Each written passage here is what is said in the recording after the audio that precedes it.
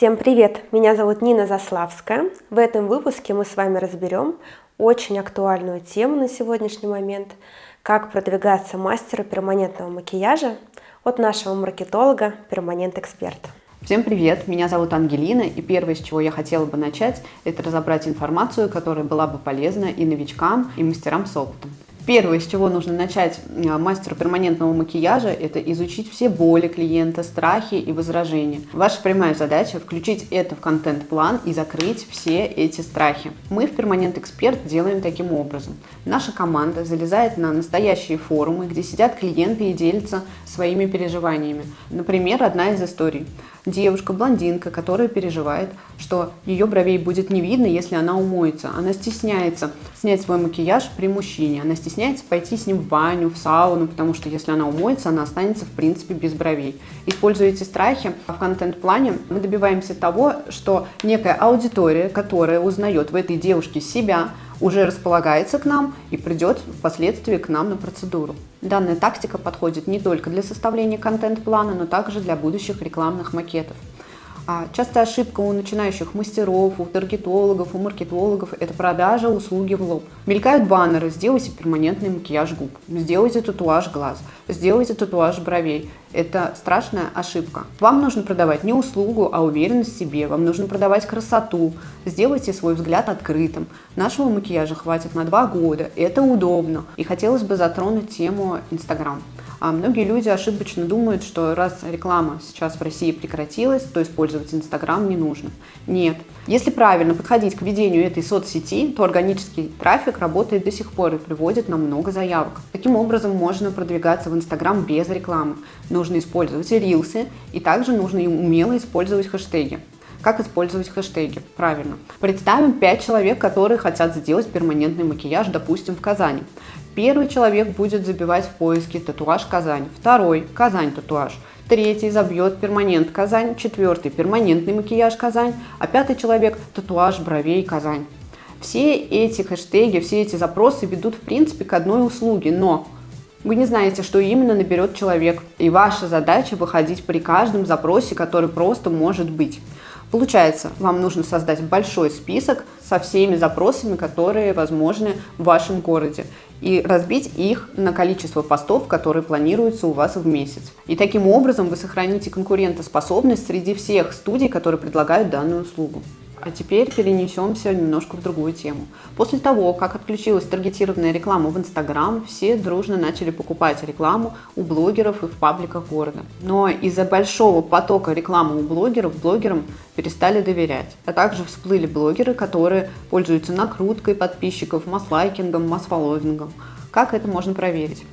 Мы запрашиваем у блогера статистику, где просим указать страну подписчиков и город подписчиков в процентном соотношении. Если мы видим, что в странах преобладает не Россия, Таджикистан, Турция и так далее, это должно вас насторожить. Во-вторых, вам нужно залезть в его подписчиков.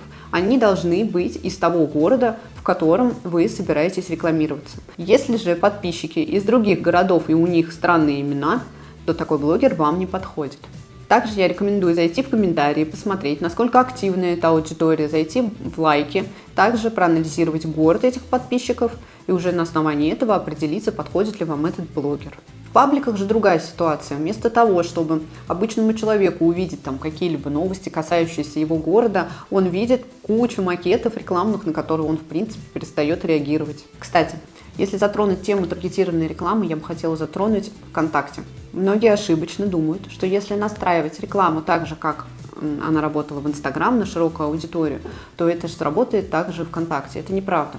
ВКонтакте немножко другие алгоритмы, они чуть-чуть послабее, но и также ВКонтакт имеет преимущества, о которых мы поговорим чуть позже. ВКонтакте я рекомендую использовать парсинг. Парсинг позволяет вам собрать информацию о подписчиках конкурентов.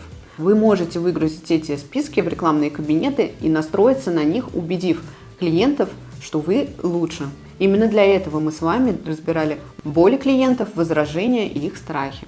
Вы должны показать клиенту, насколько вы лучше, что вам стоит доверять и что вы хороший мастер. И, конечно же, не стоит забывать про ваши красивые работы. В то время как многие недооценивают контакт, считая его более недоработанным, другие люди активно изучают его инструменты. На самом деле их очень много. Это различные виджеты, которые позволяют цепочкой сообщений доводить вашего клиента до продажи. Также это возможность создания лендинга буквально за 5 минут, даже если вы не имеете никакого опыта.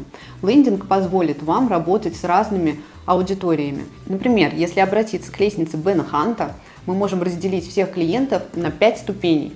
Первая ступень – это когда клиент вообще не имеет никаких проблем и даже не задумывается о своей проблеме. На второй ступени девушка уже понимает, что, например, ее брови, возможно, были бы красивее, если бы она что-то с ними сделала. На третьей ступени она начинает выбирать, что же сделать ей с бровями. Сделать ли ей татуаж, или, возможно, просто окрасить хной, а может быть, сделать ламинирование или просто выщипать. На четвертой ступени девушка уже осознала, что ей нужно сделать именно татуаж и выбирает подходящий ей салон. А пятая ступень – это продажа услуги клиенту. Конечно же, мы понимаем, что для каждой ступени клиента у нас должна быть разная реклама. И благодаря возможности создания лендинга ВКонтакте мы можем удовлетворить каждую из этих аудиторий. Еще хотела бы затронуть тему бюджета рекламы. Он выбирается таким образом. Если город большой, миллионник, вы ставите бюджет 2-3 тысячи рублей. Этого бюджета вполне достаточно для того, чтобы обеспечить студию с 5 мастерами нужным количеством заявок. Для маленького города достаточно бюджета всего в 1000 рублей, но при условии, что вы будете довольно часто менять свои креативы, чтобы ваша аудитория не перегорала. Окончательная рекомендация для всех мастеров – это в первую очередь отношения с клиентом.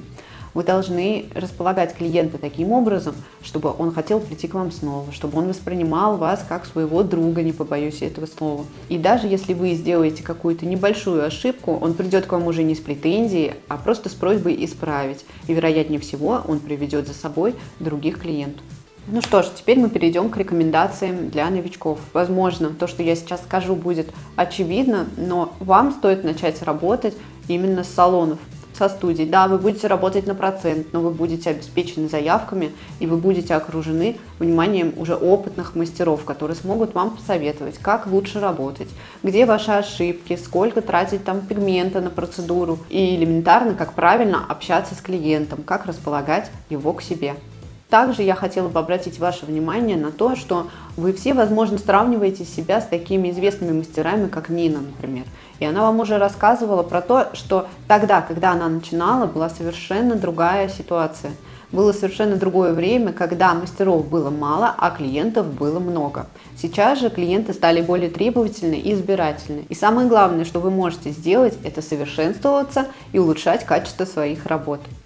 А я желаю вам удачи, спасибо за просмотр, подписывайтесь на наш канал. Пока-пока.